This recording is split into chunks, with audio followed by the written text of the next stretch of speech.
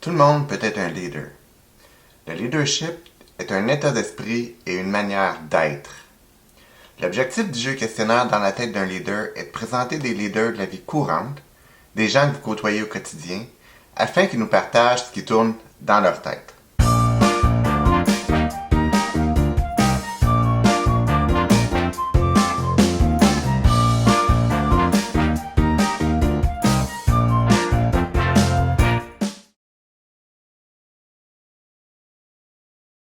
Prêt pour la deuxième ronde de questions, Martin? On a Oui, je suis maintenant prêt. 4 nouvelles catégories. Mais les catégories sont, pour la deuxième ronde de questions, complète la phrase, en prenant un verre, comme par magie, et on fait des changements. En prenant un verre, 3 piments.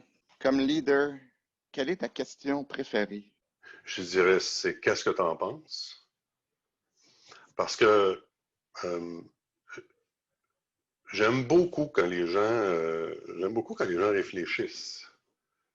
Donc souvent les gens viennent, s'adressent à moi, puis ils cherchent une réponse. Puis souvent, ça va être une manière d'un peu se déresponsabiliser par rapport à certaines choses.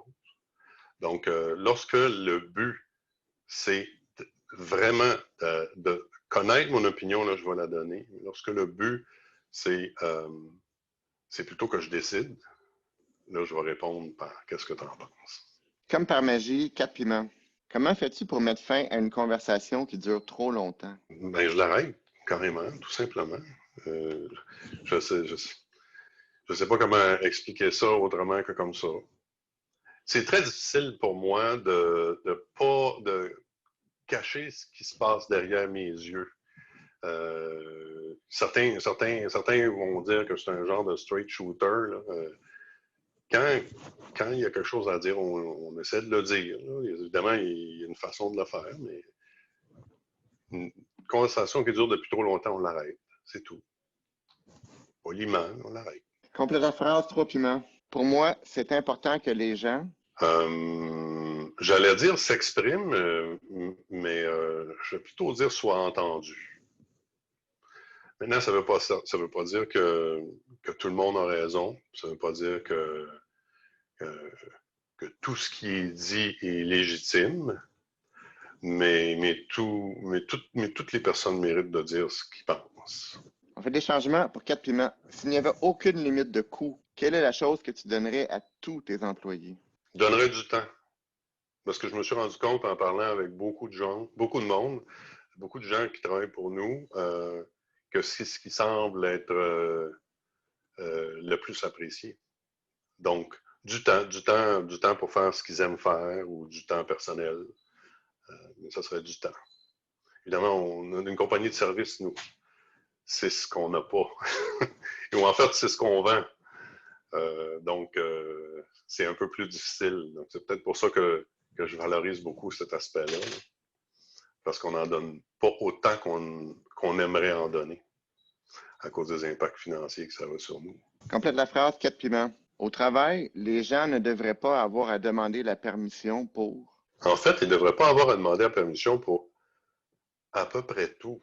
Les gens devraient être capables, pour tout ce qui touche le travail, de,